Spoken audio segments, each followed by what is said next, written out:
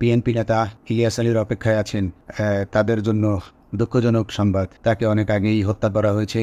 তাকে পতেঙ্গা সমুদ্র সৈকত দিয়ে পরাপাহারায় সাগরের মাঝখানে নিয়ে স্পিডবোটের মাধ্যমে মুখে পলিথিন পেঁচিয়ে হত্যা করেই, তার পেট ছুরি দিয়ে ছিদ্র করে তাকে পাথর দিয়ে বেঁধে সাগরে ডুবিয়ে দেওয়া হয়েছে।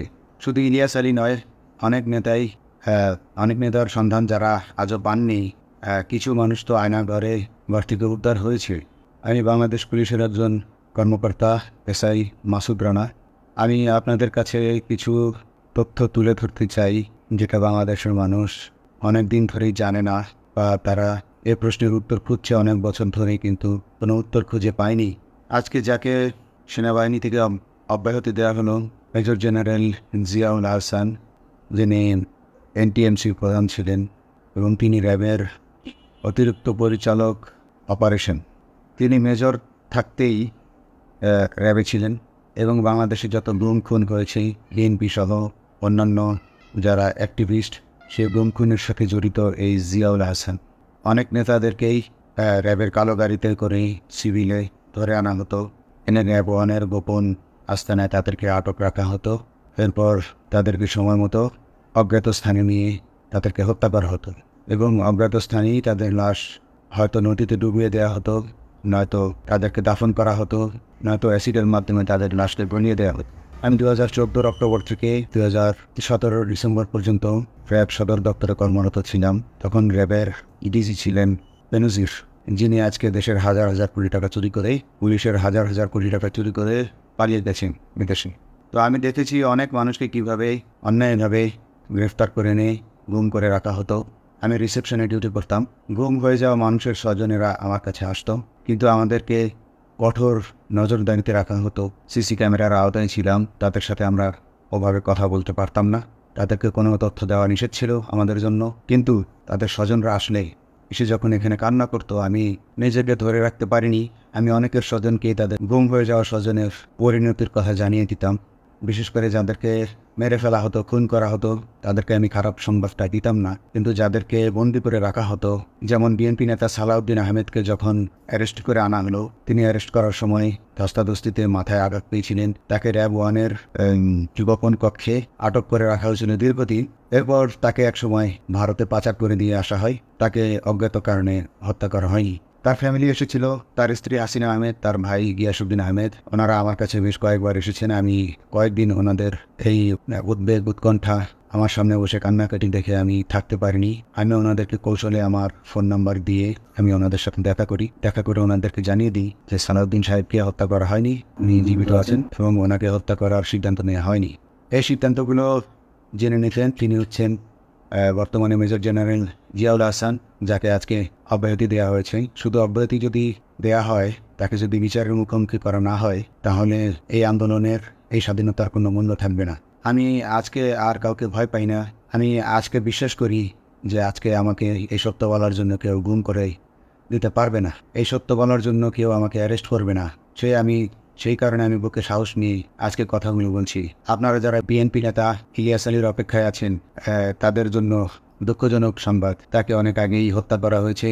তাকে পতেঙ্গা সমুদ্র সৈকত দিয়ে পরাপাহারায় সাগরের মাঝখানে নিয়ে স্পিডবোটের মাধ্যমে মুখে পলিথিন পেঁচিয়ে হত্যা করেই, তার পেট ছুরি দিয়ে ছিদ্র করে তাকে পাথর দিয়ে বেঁধে সাগরে ডুবিয়ে দেওয়া হয়েছে। শুধু ইলিয়াস আলী নয়, অনেক নেতার সন্ধান যারা আজও পাননি। কিছু মানুষ তো আয়নাঘরে ঘর থেকে উদ্ধার হয়েছে, কিন্তু যাদেরকে আপনারা পাননি, তাদের সবার এ করুণ পরিণতি হয়েছে। আমি যদিও তারা এই কাজগুলো অতি গোপনে করত এবং র্যাবের অন্যান্য শাখার কর্মরত কর্মকর্তা কর্মচারীরা এটা জানতো না, কিন্তু আমি অত্যন্ত বিচক্ষণভাবে আমি এই খবরগুলো নিতাম, কারণ আমি জানতাম এগুলো একদিন আমি প্রকাশ করতে পারবো। এবং এই দিনটার অপেক্ষায় ছিলাম আজকে এত বছর, মানুষের কাছে সত্য প্রকাশের। বাংলাদেশের মানুষ জানুক যে কারা খুনি, কারা এত মানুষকে গুম খুন করেছে, এই দেশ থেকে এই দেশে ত্রাসের রাজত্ব কায়েম করেছে। তারা মাদকের ব্রস ফায়ারের নামে যে হত্যা ট্রেডিশন চালু করেছিল, এই ট্রেডিশনের উদ্দেশ্য ছিল বিরোধী দলের লোকজনকে হত্যা করা। কারণ পুলিশ এবং সেনাবাহিনীর অনেকেই মানুষ হত্যা করতে ভয় পেত, তারা এটাতে অভ্যস্ত ছিল না। অনেক সাহসী, কিন্তু একটা মানুষকে হত্যা করার পর তারা আর ঘুমাতে পারতো না, তাই তারা এসব কাজ করতো না। কিন্তু খুনে হাসিনা কিছু মানুষকে এভাবে হত্যা করতে করতে পুরস্কৃত করার মাধ্যমে হত্যা করতে অভ্যস্ত করে ফেলে। তারাই এই গ্রেফতারকৃত এই গুমকৃত মানুষদেরকে গুলি করে হত্যা করত এবং তারা এতটাই নিষ্ঠুর যে তারা এক একজন কয়েক শত করে হত্যা করেছে। এবং এই মানুষগুলোর সংখ্যা বেশি নয়, এই মানুষগুলো বেশি নয়, কারণ সবাই লাশ দেখতে পারে না।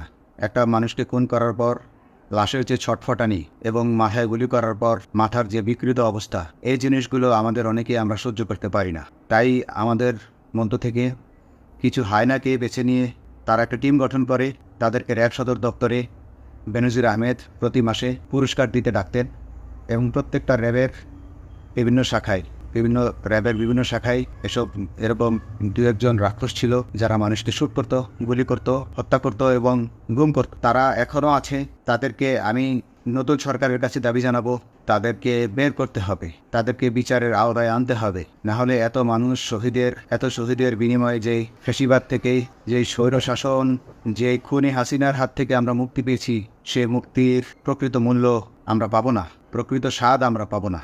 এই খুনিদেরকে বের করতে হবে, এই খুনিদেরকে বের করে আইনের আওতায় আনতে হবে। বাংলাদেশ পুলিশ কখনোই গুলি করতে অভ্যস্ত ছিল না।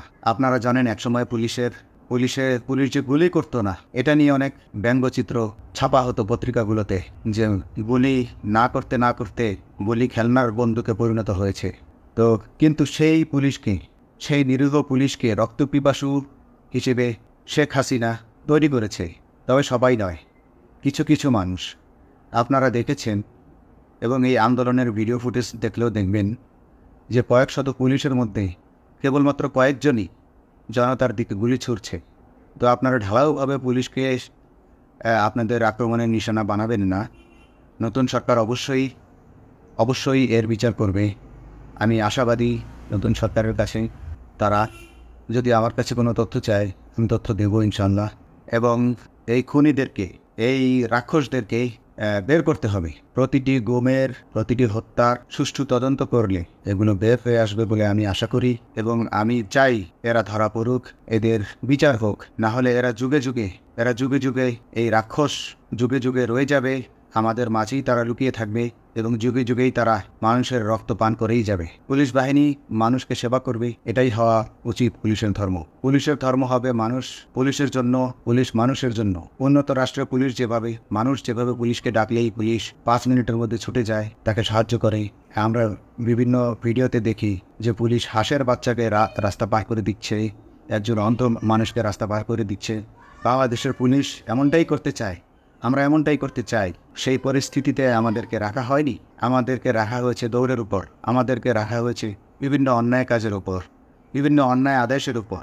কেউ যারা মেনেছে তারা ভালো ভালো জায়গায় পোস্টিং নিয়ে থেকেছে, যারা মানেনি তাদেরকে খারাপ জায়গায় পোস্টিং দেওয়া হয়েছে, কারো চাকরি হারিয়েছে, কাউকে সাসপেন্ড করে রাখা হয়েছে।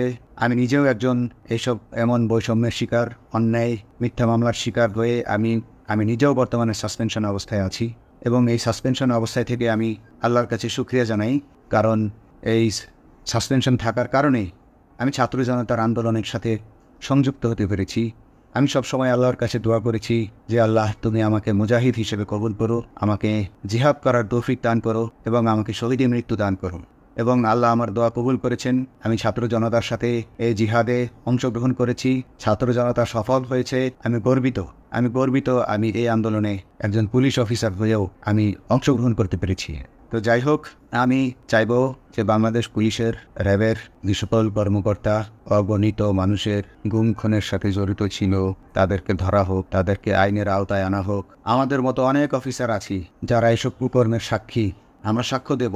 আমরা এখন আর ভয় পাই না। আমরা আসলে যে ভয় পেয়েছি তা নয়, আমাদের বাহিনীতে টিকে থাকাটা জরুরি ছিল।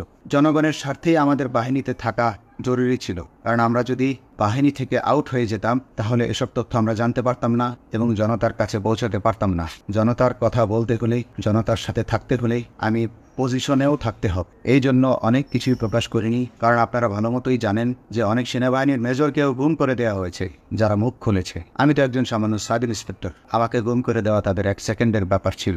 তো আমি এখন বিশ্বাস করি যে এখন সেই দিন, সেই কালো মেঘ সরে গেছে আকাশ থেকে, আকাশ মুক্ত হয়েছে, এই দেশ জালিমের শাসন থেকে মুক্ত হয়েছে।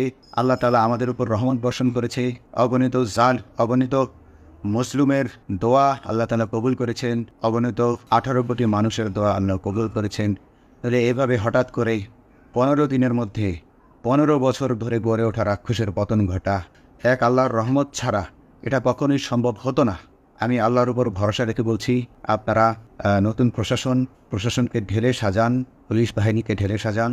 এই সিস্টেমের মধ্যেই, পুলিশের এই সিস্টেমের মধ্যেই গণ্ডগোল আছে, নিয়োগের মধ্যে গণ্ডগোল আছে। আপনারা এই সিস্টেমগুলো পরিবর্তন করুন, আপনারা এই সিস্টেম পরিবর্তনে সাহায্য করুন এবং পুলিশ ডিপার্টমেন্টে যত ডিপার্টমেন্টাল পরীক্ষা আছে এগুলো তুলে দেন। এই ডিপার্টমেন্টাল পরীক্ষাগুলোর মাধ্যমে আমাদের ঊর্ধ্বতনরা আমাদের গলা সবসময় চিপে ধরে রাখে, সেজন্য আমরা তাদের কাছে সবসময় আটকা থাকি। এজন্য আমরা অনেক কিছু বলতে পারি না, অন্যায়ের প্রতিবাদ করতে পারি না। তো এই সিস্টেম পরিবর্তন জরুরি। ডিপার্টমেন্টে কোনো পরীক্ষা থাকা যাবে না। কনস্টেবল হতে যারা একটা নির্দিষ্ট সময় পর তার বিভিন্ন কোর্স করানোর মাধ্যমে তার প্রমোশন হতে হবে। সাব ইন্সপেক্টরে ভর্তি হয়ে 5 বছর পর ইন্সপেক্টর হিসেবে পদোন্নতি পাবে, তার 5 বছর পর সহকারী পুলিশ সুপার হিসেবে পদোন্নতি পাবে। এভাবে আইন পরিবর্তন করতে হবে, তাদেরকে দক্ষ করে গড়ে তোলার জন্য বিশেষ কোর্সের আয়োজন করতে হবে এবং সৎভাবে বাঁচার জন্য সঠিক বেতন কাঠামো এবং ভালো কাজের জন্য পুরস্কার এর ব্যবস্থা করতে হবে। বিভিন্ন চোরাই মাদক উদ্ধারের জন্য সেক্ষেত্রেও বিশেষ পুরস্কারের ব্যবস্থা থাকতে হবে এবং বাসস্থান এবং যানবাহন, পুলিশের যেই ব্যয়টা হয় সেটা হচ্ছে বাসস্থান এবং যানবাহন। পুলিশ আমরা নিজের বেতনের টাকা দিয়ে মোটরসাইকেল কিনে চাকরি করতে হয়, এই বিষয়টা যেন না করতে হয় এবং সরকারি বাসস্থান যদি আমাদেরকে দেয়া হয় তবে আমরা বেতনের টাকা দিয়ে আমরা মানুষকে সেবা দিতে পারবো, সৎভাবে চলতে পারবো এবং দেশের মানুষকে সন্তুষ্ট করতে পারবো ইনশাআল্লাহ। তো আমি আপনাদেরকে প্রথমে যেই তথ্যগুলো দিয়েছি গুম খুনের বিষয়ে, আপনারা এই তথ্যগুলো অনুসন্ধান করুন, অনুসন্ধানে টিম গঠন করুন।